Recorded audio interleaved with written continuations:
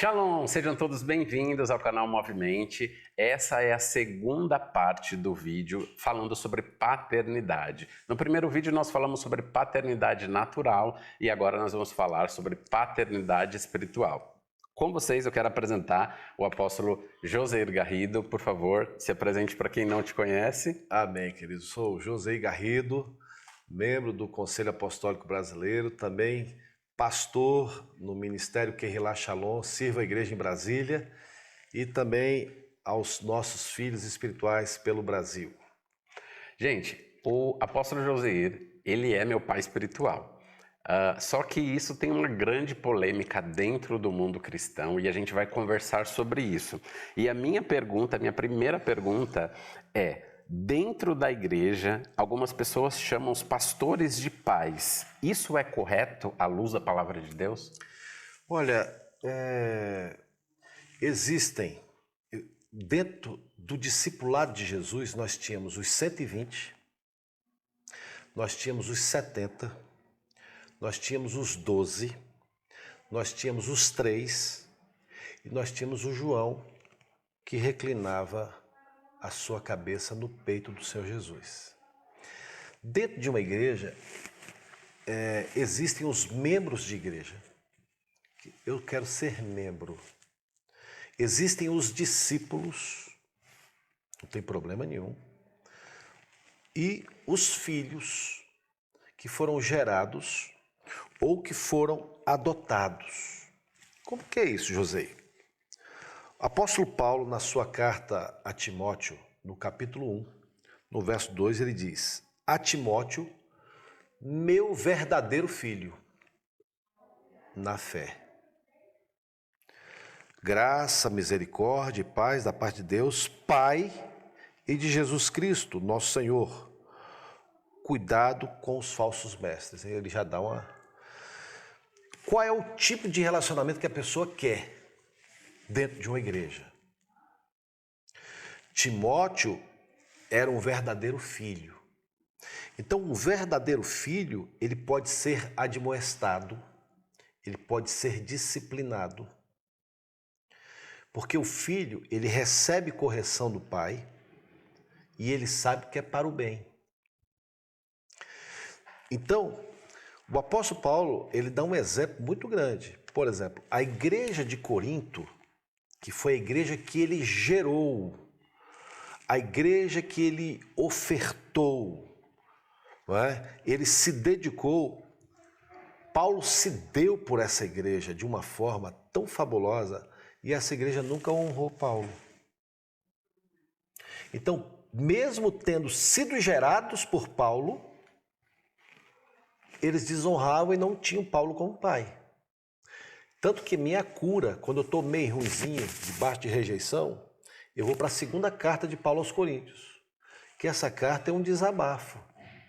Eu gerei vocês, eu cuidei, mas vocês não me honram não. Vem um pessoal aí, ó, faz um monte de coisa aqui errada, vocês apoiam, ofertam, faz tudo pelo cara. Mas eu continuo servindo vocês, amando, porque eu gerei vocês. Eles não se sentiam filhos de Paulo, mas Paulo era responsável por eles e sofria por eles. Você vê, a igreja de Roma, Paulo não gerou a igreja de Roma. Quando Paulo escreve a carta aos romanos, ele não tinha gerado essa igreja. Já existia essa igreja. Veja a qualidade da carta de Paulo para a igreja de Roma. Que nível de carta, que compêndio, que evangelho ele prega ali. Muitos de Roma, embora não tinham visto Paulo, se sentiam filhos de Paulo. Timóteo era um verdadeiro filho, porque Timóteo presenciou os primeiros apedrejamentos de Paulo em Filipos. Quando Paulo foi apedrejado, em Filipos não, esqueci o nome da cidade agora, onde Paulo foi apedrejado, Timóteo viu Paulo sendo apedrejado e cuidou de Paulo. Então Timóteo participou de todos os sofrimentos. E Paulo treinava um pai, aí tem um segredo, um pai espiritual. Eu sei que existem traumas de pessoas que foram violentados por pais espirituais déspotas, controladores, manipuladores, Porque a função de um pai não é controlar nem manipular o seu filho, é ensinar. Mas você não pode decidir na escolha dos seus filhos. Quer casar, meu filho? É aqui, assim, assim, tal, tal. Não, pai, eu não interfiro. Eu casei os meus 3 filhos. Eu sou pai, eu não interfiro. Eu vejo líderes interferindo no que a pessoa deve casar ou não. Eu estava ministrando uma pessoa e o líder, o pai espiritual dessa pessoa, proibiu ele casar. Proibiu, e hoje ele é casado, bem casado, tem uma esposa, mas essa não vejo que é uma... Onde que um líder espiritual pode entrar e se dizia pai espiritual, não é? Violentando a alma do filho espiritual. Por isso que há essa controvérsia, porque houve uma distorção. Sempre, eu quero abrir um parênteses aqui, todas as vezes que Deus quis fazer um mover, o diabo veio antes e fez algo para atrapalhar. Isso é bíblico. Quando Deus falou para Abraão que ia dar a terra prometida, para Abraão, o que Satanás fez? Encheu a terra dos nefilins, dos uzins, dos refaíns. Encheu a terra de gigante. Eu quero ver ele conquistar essa terra. Deus falou para Abraão, vou te dar essa terra. O inimigo foi lá e encheu. Deus tinha um mover apostólico. Então, foram levantados muitos apóstolos sem o dom apostólico. Então, o apostólico ficou descredibilizado. Não, todo apóstolo é isso. O pastoral, mesma coisa. O profético, que é um dom lindo, que a igreja precisa de um dom profético. A paternidade espiritual é um projeto de Deus, de cuidar alguém. O que é um pai espiritual? É alguém que não teve um pai, e esse pai vai trazer cura para essa pessoa, para que ele tenha um excelente relacionamento com o Pai Celestial. Essa é a função. Não é controlar, não é manipular. Não é ser um déspota, que o que eu vejo por aí são déspotas se intitulando pais espirituais, mas não são pais, são déspotas, porque um pai ama. Um pai não controla, o pai ensina. O pai do filho pródigo. Pai, eu quero a minha parte. Sim, meu filho, tudo bem. Ah, ele não amou? Ele amou o filho. Tanto que quando o filho voltou, ele recebeu o filho de volta e botou o anel de novo no filho. Muitas vezes a gente tem que deixar o filho ter experiência. A gente fica impedindo dos nossos filhos crescerem sem ter experiências. E um verdadeiro pai leva os filhos a terem as suas próprias experiências. Não sei se ficou respondido. Ficou super respondido. Alguns pastores defendem muito, mas outros são totalmente contra a questão da paternidade espiritual. Por que existe essa dualidade? Eu creio que por conta do que já foi visto por aí, os testemunhos, né?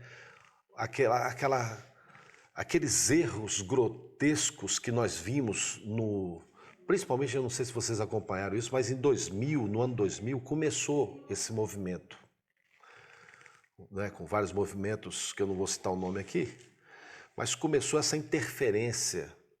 E muita gente, nós ajudamos muita gente a sair desses traumas. Eu já ajudei pessoas que não congregavam mais, não aceitavam mais liderança de nenhum líder, né, porque eu vou usar uma expressão, tiveram a alma estuprada. Foram estuprados, rasgados.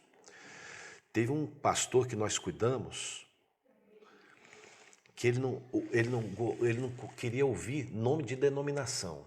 Ele foi tão massacrado, perdeu casa, meu Deus, foi... Então foi um trabalho muito demorado resgatar esse homem, que hoje é um instrumento de cura. E hoje ele é um pai espiritual. Eu já recebi filhos de outros ministérios que foram vilipendiados, amaldiçoados. E eu tive que resgatá-los com amor, com carinho, pegar os cacos com cuidado e reedificar a pessoa, e é uma potência. E veja, um pai espiritual nunca vai ter ciúme de um filho. Esse que eu peguei, ele não acreditava mais em questão de cobertura, pai espiritual, não acredita, porque ele foi, o líder dele, que era o pai dele, teve ciúme do crescimento dele. Qual o pai que não se alegra em ver o seu filho amadurecendo e prosperando e crescendo? Então, por isso tem um grupo que ouviu informações, viu o galo cantar e não sabe aonde cantou. Não, eu sou contra, isso é antibíblico. E tem um público que teve experiências positivas e quer ensinar isso. Tem um grupo que se apossa disso para estabelecer o seu império, o seu reino. Eu estou cuidando de um caso agora numa cidade do Brasil, não posso falar porque isso aqui vai para o Brasil e para o mundo todo, né? Eu estou cuidando de um caso que o cara é pai espiritual, ele é irmão do cara, do líder, e o líder, além de ser irmão, é um pai espiritual dele. E ele foi massacrado, mas muito massacrado, porque um pai ensina, mesmo que se precisar dar uma cintada, né, vamos usar aqui espiritualmente, é uma cintada com amor, é para corrigir. Agora, quando entra o espírito de competitividade, um pai, e é isso que está espalhado aí, por isso que tem essa dualidade. Muito forte em algumas denominações, eles não aceitam porque recebem pessoas feridas que vieram desses lugares e contam a versão, e é uma versão dolorosa, verdadeira, mas não é a realidade daquilo que Deus preparou. Paulo preparou Timóteo. Você pega a segunda carta de Timóteo, depois Timóteo, dizem que Timóteo não conseguiu encontrar Paulo, né? Paulo pede a capa porque ia fazer frio, estava preso, ele ia morrer, você sabia. Mas Paulo preparava Timóteo para dar continuidade ao ministério dele. Sem ciúme. Não, claro que não. Um pai nunca tem ciúme de um filho. O pai sempre se alegra com o crescimento de um filho. E a gente vê, né, muitos líderes podando os seus filhos espirituais. É o que nós mais vemos, né? Infelizmente, isso acontece. Essa pergunta eu ia te fazer, né? O que fazer, o que a pessoa que está ferida deve fazer quando ela foi ferida pelo seu pastor e pelo seu pai espiritual? Eu creio que é o mesmo. O meu trabalho no resgate é trabalhar o perdão. Não tem como, você precisa limpar o seu coração, inclusive, bem-aventurado os limpos de coração, porque verão a Deus. Bem-aventurados os pacificadores, porque esses serão chamados filhos de Deus. Essas duas categorias dos limpos de coração, você que foi ferido com a sua liderança, eu recomendo, você que foi ferido, fazer uma pauta de perdão, abençoando essa pessoa, liberando ela no reino espiritual. Se você falou mal dele, peça perdão também. Saia do ambiente do vitimismo, porque Deus tem um pai para a sua vida. Deus tem alguém que vai cuidar de você, vai zelar por você.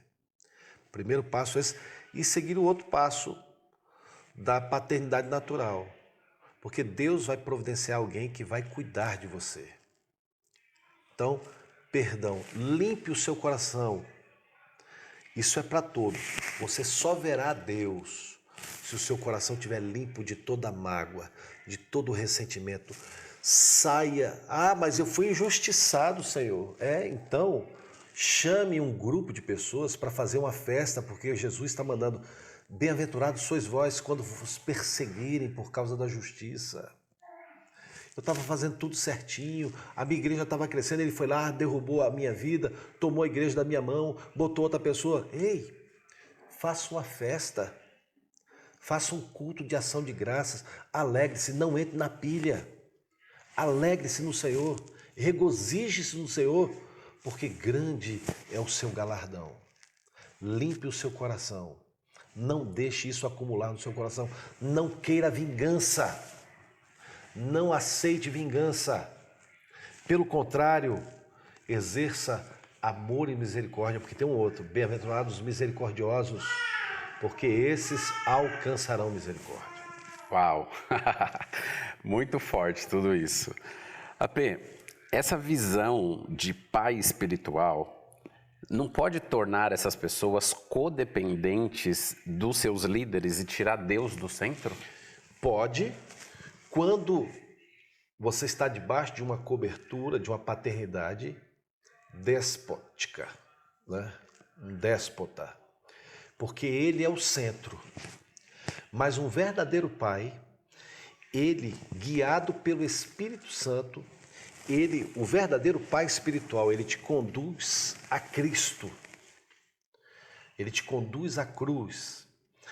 E esse tempo de ensino vai te conduzir para o ambiente de paternidade em Deus. Porque nós, pais espirituais, nós não podemos preencher e resolver tudo, mas nós podemos ensinar os nossos filhos a estarem centrados em Cristo e na paternidade verdadeira de Deus. É isso que um pai espiritual faz.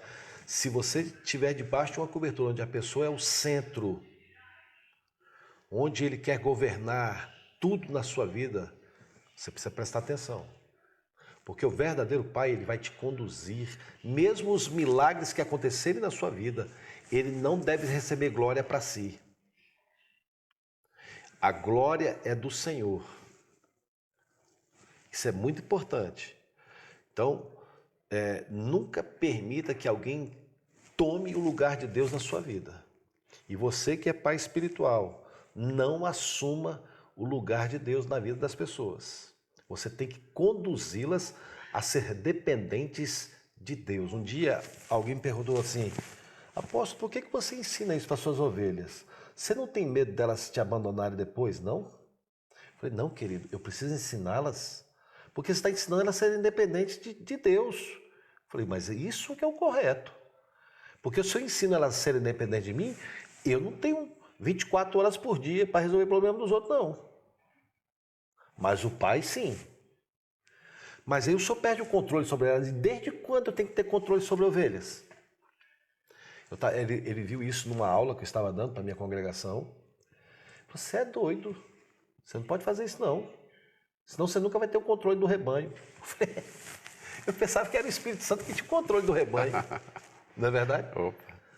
Então, aí eu descobri por que muito tipo de alimento não é dado nas congregações. Para que as pessoas continuem dependentes da minha oração, da minha ministração. E elas precisam ser levadas a serem dependentes do Senhor. Amém? Amém. Eu já passei por isso, né? Usando essa expressão que você usou, eu já tive a minha alma estuprada, né? Por líderes que me usaram, que me machucaram, líderes que não estavam nem aí para mim. E é aquilo que o AP falou sobre o perdão, sobre estar realmente buscando a dependência no Senhor. Eu hoje quero honrar sua vida, porque eu encontrei no apóstolo Joseir a paternidade espiritual que eu não tive até encontrá-lo, né?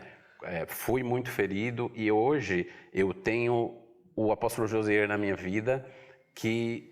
Desculpe, nós tivemos um problema técnico, cortou a minha fala e nós não conseguimos recuperar, mas nós conseguimos recuperar a parte final onde o Joseir fala. Como é um jogo importante aquilo que eu vou falar, eu preferi gravar esse vídeo à parte para a gente deixar tudo registrado aqui para vocês. Bom, eu passei por lugares, eu passei por igreja e eu já vi em muitas igrejas pastor estrela, aonde você, para conseguir falar com o pastor, você tem que passar por uma triagem. A gente entende, né, que tem muitos pastores que têm muitos afazeres, mas assim, o fato de você nunca conseguir falar com o pastor, com certeza, pessoas que são influentes, que têm dinheiro e cargos, né, dentro da igreja, elas têm muito mais acessibilidade para conseguir falar com o pastor. E isso é muito ruim, porque isso acontece em muitos lugares. Líderes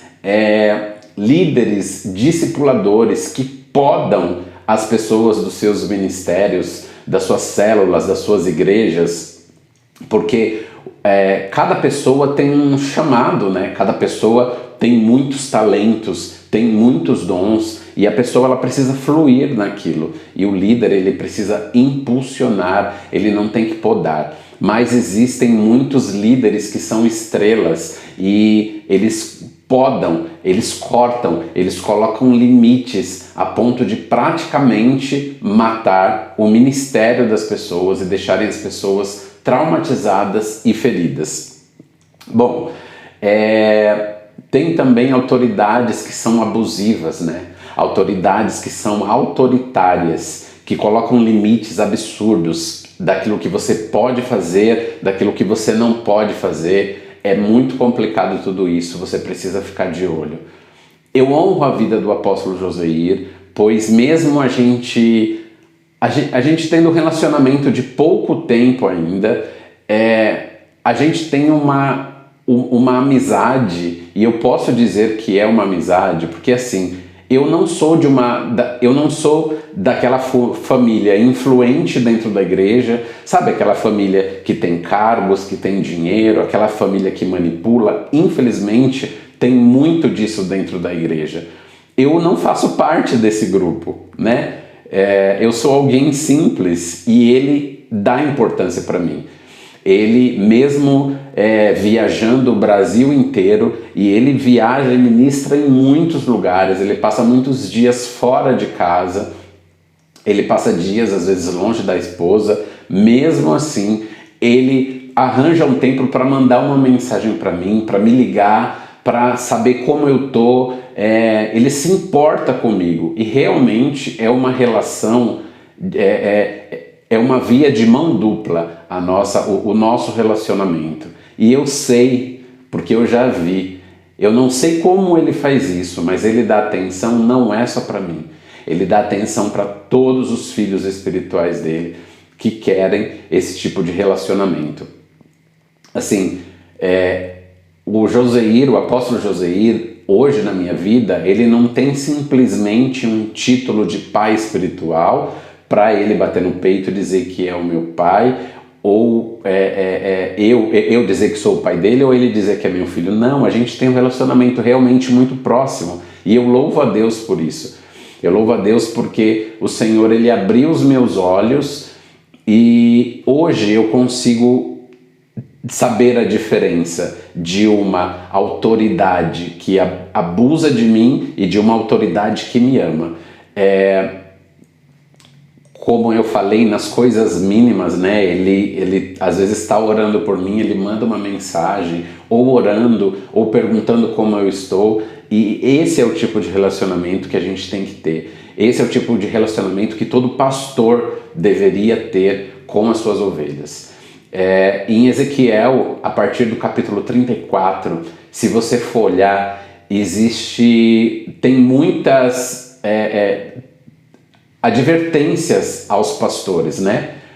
O Senhor falando: ai dos pastores que cuidam dos seus próprios interesses, ai dos pastores que não cuidam das minhas ovelhas. Então, se você tiver oportunidade, leia Ezequiel a partir do capítulo 34. Ezequiel a partir do capítulo 34, é isso mesmo. E você vai ver aonde precisa, como deve ser o perfil de um pastor. E a minha palavra hoje para você é que você ore e saiba de Deus se a autoridade que está sobre a sua vida, se ela realmente age de acordo com o que a palavra fala para ela agir, se realmente a autoridade que está sobre a sua vida age realmente como o nosso bom pastor, né, gostaria que agisse com você. Ore e busque no Senhor e não deixe o medo, porque tem autoridades que colocam medo nos seus liderados. Não deixe que o medo fale mais alto do que aquilo que está falando a palavra de Deus. Amém. Não, o tempo que eu conheci o Cal, que ele veio até mim e o Senhor falou algo ao meu coração: ame-o e cuide dele. Eu fiquei na minha, esperando até que surgiu a oportunidade de conhecermos, né, nos conhecermos melhor, conversarmos. E o Senhor mandou eu dar um abraço nele. Eu lembro o dia que eu dei um abraço nele. E eu fiquei mais ou menos uns 5 minutos abraçado com ele. E o Senhor mandou eu beijar ele. Lembra disso? Eu falei, rapaz, será que ele vai achar bom esse negócio? E o Senhor estava curando ele nesse dia. E eu não sabia, eu só obedeço. E é assim, né? Ele quer ser filho de verdade, né? Então, ele quer colocar a cabeça dele no meu coração, né? Quer botar a cabecinha dele lá, escutar as revelações. E eu tenho vários filhos no Brasil, cada um quer um tipo de relacionamento. E eu estou aberto para o relacionamento que a pessoa quiser. E é um privilégio muito grande estar junto com esse guerreiro aqui. Deus vai fazer algo poderoso ainda Aleluia. nessa nação com a vida dele. Aleluia, amém, eu recebo. Eu quero agradecer a sua participação, você estar assistindo a gente até agora. Quero pedir para você não deixar de compartilhar esse vídeo com outras pessoas para que sejam abençoadas também com essa palavra poderosa que mexeu muito comigo e eu sei que vai mexer muito com você também. Shalom, shalom, um grande abraço e a gente se vê mais para frente. Beijo.